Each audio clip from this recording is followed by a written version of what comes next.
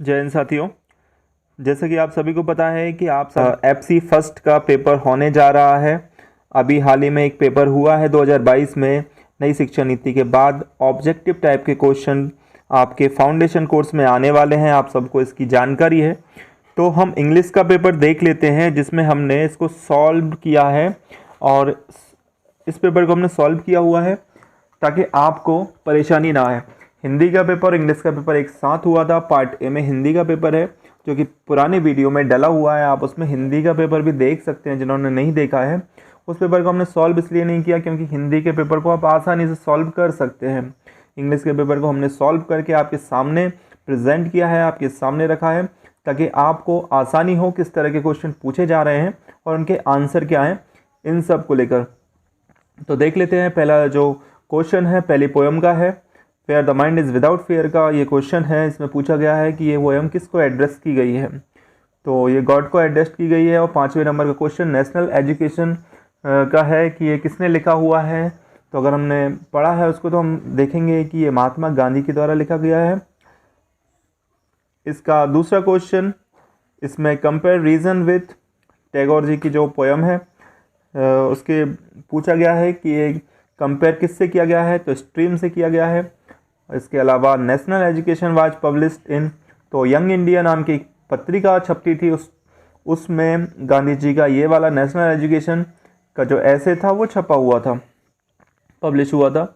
इसके बाद Tagore got Nobel prize, हमें पता है कि सबसे पहले साहित्य में और भारत से जो पहला नोबेल मिला था वो 1913 में मिला था और ये रविन्द्रनाथ टैगोर जी को मिला था। इसके अलावा 7वें नंबर का क्वेश्चन आपके साथ, according to Gandhi ji the prevailing system of education in India is defective because it is unrelated to the Indian culture. अगला क्वेश्चन हम देख सकते हैं, नैरो डोमेस्टिक वॉल्स मीन, तो जो संकीर्ण दीवार है उसकी तुलना किससे की गई है, तो आप देख सकते हैं सभी से की गई है, सबसे इसकी तुलना की गई है। और 8वें नंबर का क्वेश्चन इसके सामने ही है, Mahatma Gandhi was born on, हमें को पता है 2 अक्टूबर 1869 में उनका जन्म हुआ था। इसके बाद हम अगला क्वेश्चन देख लेते हैं। तो ये जो क्वेश्चन है वो भी गांधी जी से रिलेटेड है, नेशनल एजुकेशन का है। हर यूनिट से कम 4 क्वेश्चन आए हुए हैं और बहुत सिंपल क्वेश्चन आए हैं। अगर आपने अच्छे से पढ़ा है तो इसमें आपको किसी भी तरह की कोई दिक्कत नहीं आने वाली है। तो गांधी जी ने पूछा है कि जो एजुकेशन है वो किस तरह का होना चाहिए, तो ये फ्री होना चाहिए। इसके अलावा जो 13वें नंबर का क्वेश्चन है, the villains opinion big mason excited only in Swarglok. 10वें नंबर का क्वेश्चन है, किस एज में विलेन ने अपना घर छोड़ा था, तो वो आंसर है 18। और क्यों छोड़ा था। 14वें नंबर का क्वेश्चन है, विलेन लेफ्ट होम बिकॉज, क्योंकि उसके पिताजी ने उसको थप्पड़ मारा था। इसके बाद अगला क्वेश्चन है, which tree was most dear to villain, तो ये मार्गोसा ट्री है। इसके अलावा 15 क्वेश्चन को आप देख सकते हैं, influence of ascent in Indian culture of South East Asia can be tracked back to 5th century AD.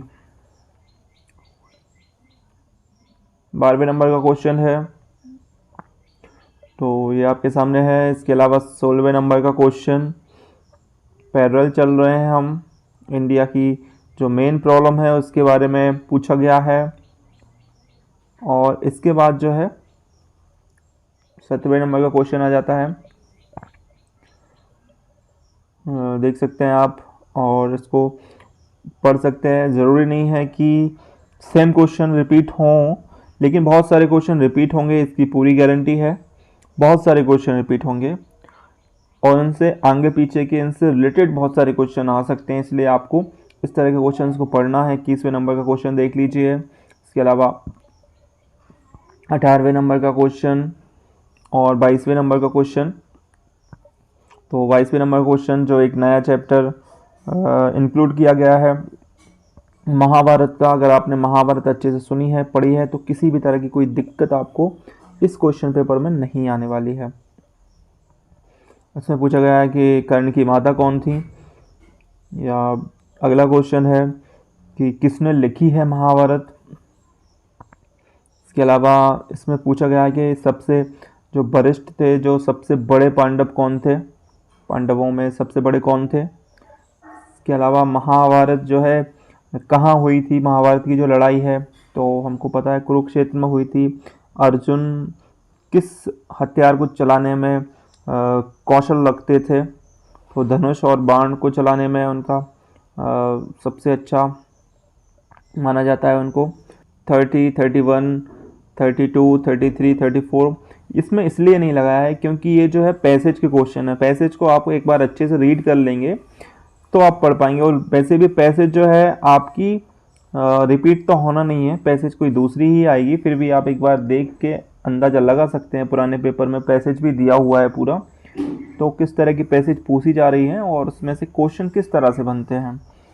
तो यहाँ हमने प्रत्यय, आपने हिंदी में सुना होगा उपसर्ग और प्रत्यय, तो उससे रिलेटेड क्वेश्चन है। 35वें नंबर का क्वेश्चन है। इसमें पूछा गया है कि विंड में कौन सा सफिक्स लगेगा। तो विंड में सफिक्स लगेगा वाई, तो विंडी हो जाएगा। इसके बाद इसमें पूछा गया एंजॉय में कौन सा सफिक्स लगेगा, तो एंजॉय में जो आपका सफिक्स लगेगा वो लगेगा एबल, तो एंजॉयबल हो जाएगा। इसके बाद पूछा गया प्रीफिक्स यानी उपसर्ग जो पहले लगते हैं, तो न्यूट्रिशन में पूछा गया है तो न्यूट्रिशन में लगेगा मेल।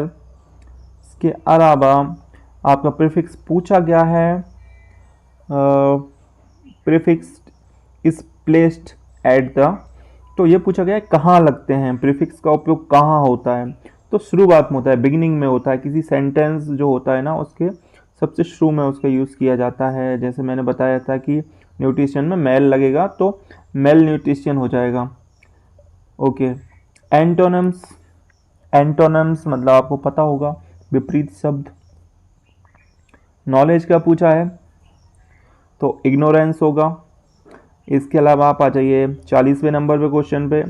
इसमें एंटोनिम्स पूछा है फियर का मतलब डर, और करेज मतलब उत्साह, तो 40 का करेज होगा। इस तरह से अगर हम देखते हैं 41वें नंबर का क्वेश्चन, तो जॉय का सिनोनिम्स पूछा गया है, तो जॉय का सिनोनिम्स मतलब समानार्थी हैप्पी होगा। 42वें का पूछा गया है, तो 42वें का वैल्यूएबल होगा सिनोनिम्स। 43वें का तो वैगेवंट्स होगा। 44वां जो क्वेश्चन है, वन हु मेक्स फर्नीचर, जो फर्नीचर बनाता है, तो हमको पता है कारपेंटर फर्नीचर बनाता है। इसके अलावा 45वें के नंबर का क्वेश्चन है, देखिए ये कलेक्टिव नाउन का एग्जाम्पल है। कलेक्टिव नाउन अगर आपने अच्छे से पढ़ी है, मैंने कई बार बताया भी है कि जो एक टीम होती है, जो एक ग्रुप होता है जो बैंड बजाता है, जो म्यूजिक बजाता है, उसको बोलते हैं बैंड। जो बहुत सारे लोग मिलके, तो वो उसको बैंड बोला जाता है। जो बहुत सारे प्लेयर जिसमें खेलते हैं खिलाड़ी, वो होती है टीम। 46वें नंबर क्वेश्चन है। इसी तरह से 47वें के नंबर का क्वेश्चन है, दे वर एंग्री विथ, तो इसमें आपका आंसर आएगा देमसेल्फ। इसके अलावा the train came to the heart why, तो इटसेल्फ, क्योंकि ट्रेन जो है आपकी वो सजीव तो नहीं है। इसके अलावा please check who is knocking at the door, कौन है जो डोर बजा रहा है। और लास्ट क्वेश्चन 50वें नंबर का, this is the book. The book का ये आर्टिकल है, और आर्टिकल में इसमें द आएगा। क्यों आएगा? क्योंकि उस बुक के बारे में बात चल रही है जो पहले से देखी जा चुकी है। तो जो चीज़ पहले देखी जा चुकी है, जिसकी चर्चा पहले की जा चुकी है, उसका अगर आर्टिकल का यूज़ करना है तो द का यूज़ करते हैं। तो बने रहे हमारे साथ। मैं फिर से एक और क्वेश्चन पेपर अपलोड करूंगा जिसमें योगा, मेडिटेशन, एनवायरमेंटल स्टडीज़ का आपका पेपर होगा, जो कि आपके आने वाले फाउंडेशन कोर्स सेकंड में बहुत ज़्यादा फायदेमंद होगा। उससे आपको पूरा आइडिया लग जाएगा। बहुत सारे क्वेश्चन रिपीट होने वाले हैं, तो आप उसको भी देख सकते हैं। उसका भी मैं अब आंसर के साथ आपको डालूंगा। तो बने रहे हमारे साथ और चैनल को सब्सक्राइब कर लें ताकि आपको पूरी नोटिफिकेशन मिल सके, जिससे आपको पूरा फायदा मिल सके। जय हिंद, जय भारत।